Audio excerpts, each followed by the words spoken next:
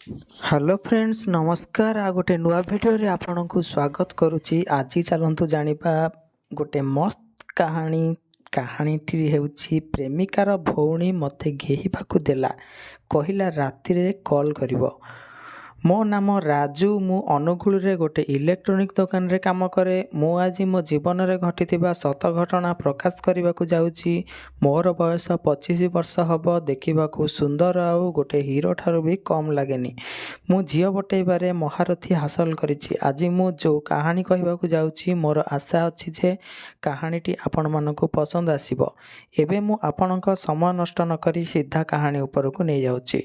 मोर श्रावणी बोली गोटे प्रेमिका अच्छी। से भी अनुगुल रे ता भौणी सहित गोटे रूम नहीं रहे। किंतु सांग माने आज मु जो कहानी नहीं आसीची सेटा मो प्रेमिकार भौणी सांगरे घटिथिबा कहानीटीए। गोटे दिन मु मो प्रेमिका श्रावणी को देखा करिया पई ता रूम को जाइची। आ घर बाहर थाई बेल बजैली। गोटे 20 ରୁ 22 वर्षर झील देखा सुंदर से आसिकी कबाट खोलिला। कौन लगुला से पूरा स्वर्गर अप्सरी। ताकू देखी मो बांड सिग्नाल दबाकू आरंभ कला। तार देहर साइज पाखापाखि 30, 34, 36 थिला। देखिबाकू गले गोटे जबरदस्त मालटे थिला। किछि समय परे मु ताको पचारिली श्रावणी घरे अछि तो? से सांगे सांगे कहला नाई अपा घरे नाही बाहर को जाइछि। मु ताकू आगरू केबे देखि नथिली तो ताकू पचारिली तमे किए? मु तो तमको आगरू केबे देखिनी। से कहला मु श्रावणीर सान भौणी।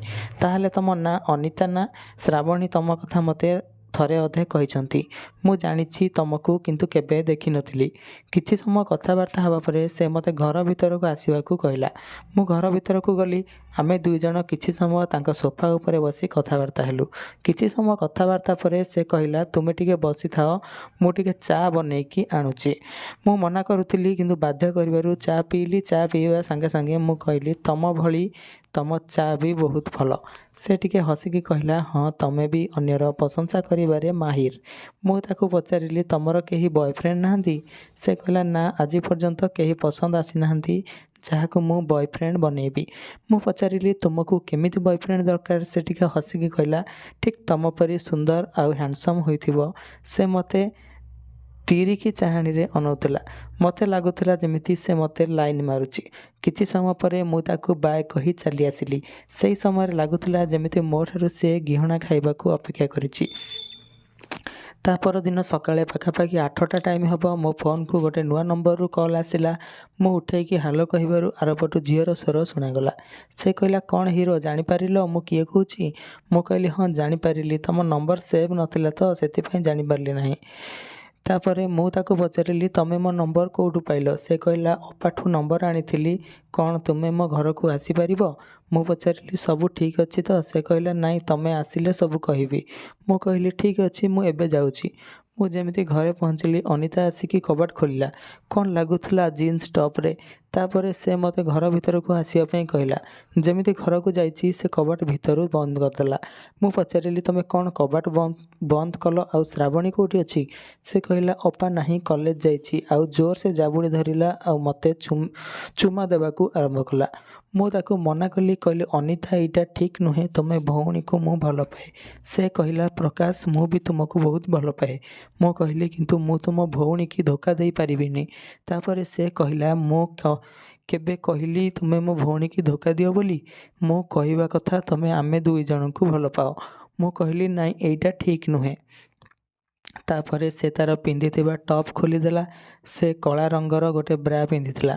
ताकू देखी मु मो संतुलन हरई सारिथिली। से कहला मो भितरे कौन कम अछि मते तमे भल पाई पारिबनी। तापरे मो पाखकू आसिला और जोरे मते धरिकी चुमा देबाकू लागिला। ता दूध मो छाती रे बाजुଥାଏ आउ मु मो निजर कंट्रोल हरई सारिथिली। आउ मु ताकू जोरे कुंडेही चुमा देबाकू लागिली। मु ता दूध दीटाकू से ब्रा उपरे धरिकी दी हातरे अटा दलिला भली दलिबाकू लागिली आउ चुमा भी देउथिली। तापरे मु ताकू मो हातरे टेकी बेडरूम को नहीं गली।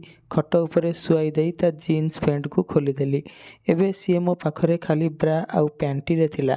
मु ता ब्रा को खोली देई ता दूध दुईटा को हल्का करदेली। ता दूध दुईटा बहुत टाइट आउ मस्त लागुतला। मु तार बिया को ରଗଡ଼ିବା ଆରମ୍ଭ କଲି। ବହୁତ ମଜା ଲାଗୁଛି କହି ସେ ଗରମ ହେବାକୁ ଲାଗୁଥିଲା। ମୁଁ ତା'ର ପ୍ୟାଣ୍ଟି ଭିତରେ ହାତ ପୂରାଇ ଦେଲି ଆଉ ତା ବିଆକୁ ସୁଲସୁଲ କଲି। ସେ ତ ଏକଦମ ଗରମ ହୋଇଯାଇଥିଲା। ତାପରେ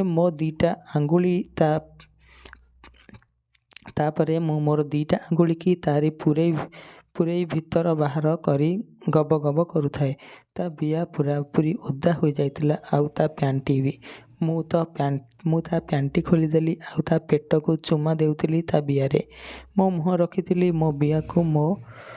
ତା ବିଆକୁ ମୋ ଜିଭରେ ଚାଟିବା ଆରମ୍ଭ କଲି। ସେ ବି ଖୁବ୍ ମଜା ନେଉଥିଲା।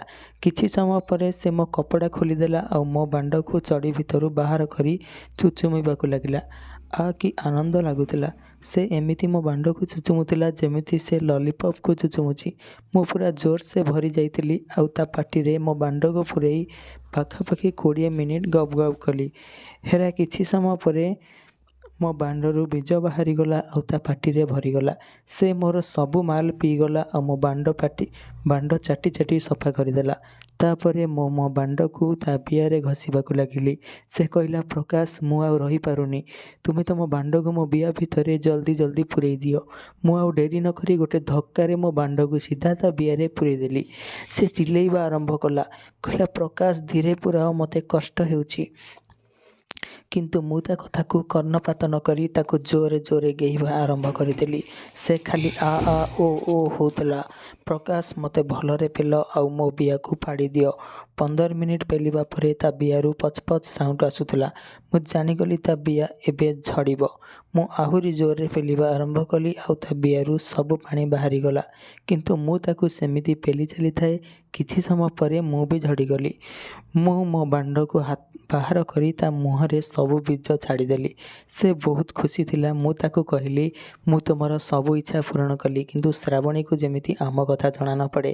ମୁଁ ତାପରେ ପଳେଇ ଆସିଲି। ସେଇ ଦିନଠାରୁ ମୁଁ ତାକୁ କେତେଥର ଗେହିଛି ଆଉ ତାର ଗାଣ୍ଡିରେ ବି ଘିଆ ଖାଇଦେଇଛି। ଆପଣମାନଙ୍କୁ ଆମ ଏଇ ଭିଡ଼ିଓଟି କେମିତି ଲାଗିଲା, ଆମ ଏଇ କାହାଣୀଟି କେମିତି ଲାଗିଲା, ଆମକୁ କମେଣ୍ଟ ବକ୍ସରେ ନିଶ୍ଚୟ ଜଣାଇବେ। ପୁଣି ନୂଆ କାହାଣୀ ଦେଖିବା ପାଇଁ ଚ୍ୟାନେଲକୁ ସବସ୍କ୍ରାଇବ୍ କରି ଅପେକ୍ଷା କରନ୍ତୁ।